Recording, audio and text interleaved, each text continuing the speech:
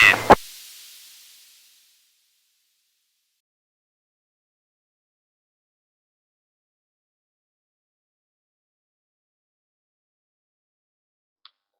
everyone, Rob here from Daisho Tactical. Today I'm bringing you a video about use of cover.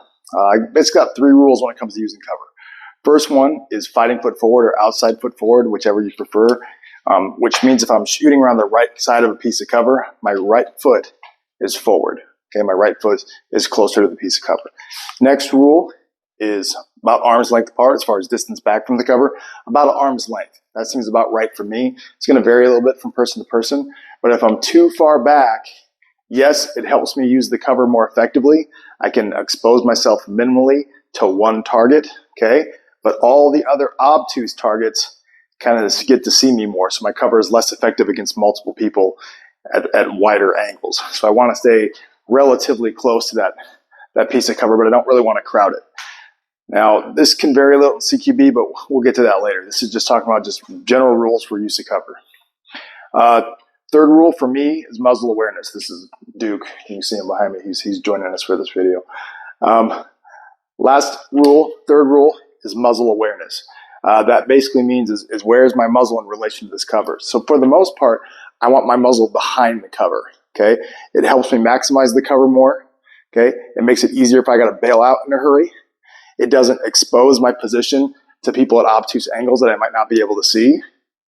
It's just generally good. What's one of the drawbacks of it, though? Well, potentially there's an issue if I hit my cover with a gunshot. If I'm not really paying attention, not dialed in, I'm going to get some spall back. So it could be little shards of wood. If it's concrete, a bunch of concrete pieces could hit me, blind me potentially if I don't have eye protection on.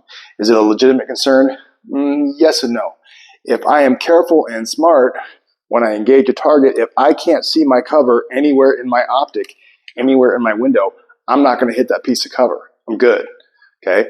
I train this a lot at my day job with students all the time. Been doing it all year. Haven't had anybody hit a piece of cover yet. Is it a concern? Yes. No need to be overly concerned about it. So when I'm actually using cover and engaging targets, I want to stay at the low ready. I don't want to be up on my sights the whole time. I want to be able to see what I see before I do what I do. If I stay up on my sights while I'm popping out here, and there's Bella. Okay, if I'm up on my sights here like this, I'm not going to be able to see down low. I want to keep my sights, see what I see, then snap up and engage if I got to engage it. Quick point on this elbow. I want to weld this elbow to my body. Don't chicken wing. Don't expose that elbow. So you're going to take rounds and weld it to your body. Peek out, back. You can't see it, but if you can see my lead leg, my knee, I want to kind of bend that knee just a touch and kind of lean over. They call it a knee knock. So that knee and that leg is not moving beyond my cover at all and exposing itself. Ideally, the only things popping out when I'm using cover are going to be my muzzle, optic, and eyeball. One eyeball, that's all I want to expose. So I expose myself as little as possible. Now, are there times that I want to bring my weapon beyond my cover? Are there times I want to do that? Yeah, there's a couple. Okay. Big one is brace shooting for accuracy. If I have a longer distance shot, or perhaps a high liability shot, like a hostage shot, or there's just a lot of innocents around from a law enforcement perspective, yeah, I can either brace like so, or one thing I like to do, it's called pool cue here, brace like so, and really stabilize that shot, okay? Because in that situation, my safety is not the highest priority. I need that accuracy, because accuracy decreases liability and increases lethality, both of which are good for us. Finally, traditionally, when we shoot from cover on a range, we always put like one target out from the cover, right? There's only one target out there. We're here, we snap out, we engage it, and we come back down. We pat ourselves on the back for engaging that one target. But realistically, cover is usable from multiple angles, not just one.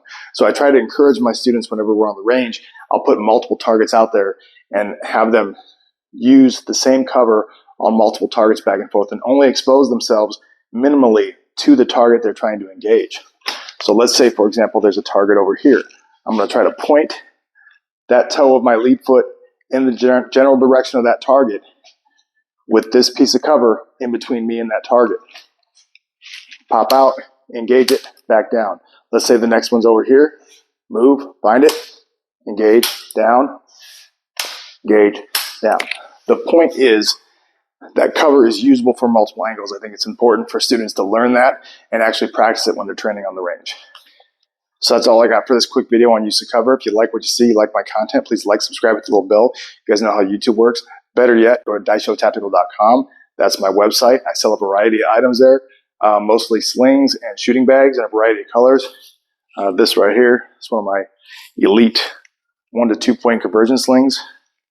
It's a bungee sling, really comfortable. I'm not going to beat it up too much, but go to daishotactical.com. Take a look. Thanks for watching.